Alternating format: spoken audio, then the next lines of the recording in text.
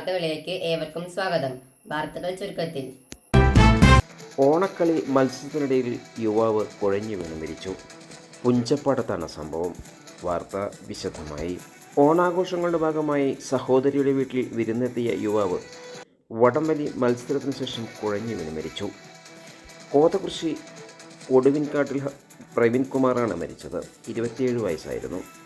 പുഞ്ചപ്പാടം കോടർമണ്ണ അമ്പലം ഗ്രൗണ്ടിൽ സ്വകാര്യ ക്ലബ്ബ് സംഘടിപ്പിച്ച ഓണാഘോഷ പരിപാടിക്കിടെയാണ് വടംവലി മത്സരത്തിൽ പങ്കെടുത്ത ശേഷം അസ്വസ്ഥത അനുഭവപ്പെടുകയും തുടർന്ന് കുഴഞ്ഞു വീഴുകയാണ് ഉണ്ടായത്. ഉടൻ തന്നെ ആസ്പത്രിയിൽ എത്തിച്ചെങ്കിലും ജീവൻ രക്ഷിക്കാനായില്ല. ആതിരയാണ് ഭാര്യ.